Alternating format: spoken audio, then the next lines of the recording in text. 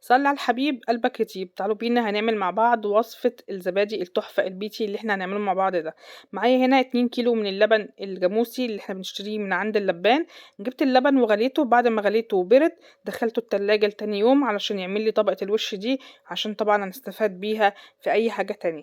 بعد ما شلت الوش كده زي ما انتم شايفين، بدأت هنا اجيب اللبن كده وبحطه على النار، اخليه يدفى شوية معايا ويبقى بدرجة حرارة دمعة العين. تمام كده، بقلب كده كويس عشان اللبن يكون طبعا تمام. بختبره كده بلاقي الزبادي او اللبن سوري خلاص دفى معايا. بدأت هنا بقى اجيب علبتين الزبادي لكل كيلو من او لتر من اللبن، بحط عليه علبة زبادي زي ما انتم شايفين.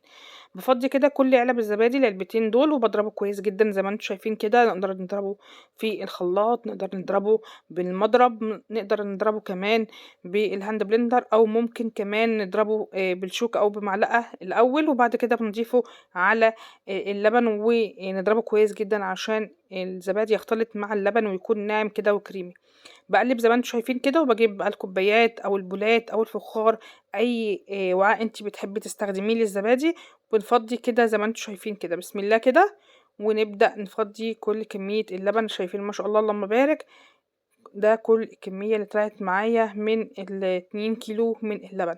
طبعا قبل ما اشتغل خالص انا ولعت الفرن على درجة حرارة 200 وسبتها لحد ما سخن كويس جدا. الفرن لازم يكون سخن علشان ده المكان الحاضنة او المكان اللي هيدفي الزبادي ويخليه يربط معايا.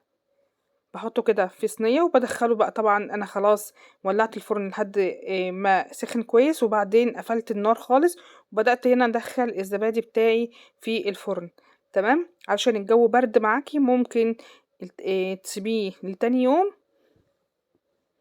في الفرن. تمام، ولو صحيتِ وما لقيتيهوش لسه ربط معاكِ، بتقدري تطلّعي الزبادي من الفرن، وبعدين تولّعيه الفرن تاني برضه لمدة 10 دقايق كده على درجة حرارة 200، وبعدين تطفي النار وتدخّلي صينية الزبادي تاني في الفرن، وده هيخلّيه هيربط معاكِ. والطريقة يعني ممكن ما يربطش في حالة واحدة بس، إن إحنا في الشتا، في البرد يعني. لو في الصيف هو هيربط معاكِ على طول. تمام. بعد ما اتأكدت إن هو ربط معايا، أنا هنا عملته الساعة 12 بالليل، تاني يوم الساعة 12 الضهر كان ربط معايا زي ما انتم شايفين. وبعدين دخلته التلاجة لمدة من 3 ل5 ساعات. وزي ما انتم شايفين كده متماسك ما شاء الله اللهم بارك، تحفة جدا. وبقلبه كده وما بيقعش ولا فيه مية ولا فيه، ولا إن هو فصل معايا ولا فيه أي مشكلة خالص. الكرمشة اللي فيه فوق دي طبعا من وش اللبن، لأنه لبن جاموسي زي ما قلت لكم بيبقى كامل الدسم. شايفين ما شاء الله كل الكوبايات الزبادي مترابط فيها، وكمان يعني ما فيهوش اي ميه خالص. تمام، تعالوا بينا بقى نشوف كده. بسم الله ما شاء الله اللهم بارك. شايفين ده وش الزبادي؟ عاوزه اوريكم بس هو قد ايه ناعم وطعمه تحفه وكريمي. طبعا موفر ونضيف.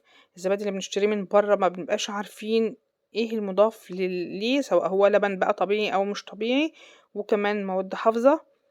شايفين ما شاء الله اللهم بارك، تحفه يا جماعه، تحفه، كريمي وطعمه لذيذ جدا، مفهوش لسعه مفهوش اي حاجه خالص. شايفين لاخر معلقه هتلاقيها ناعمه جدا وطبيعي،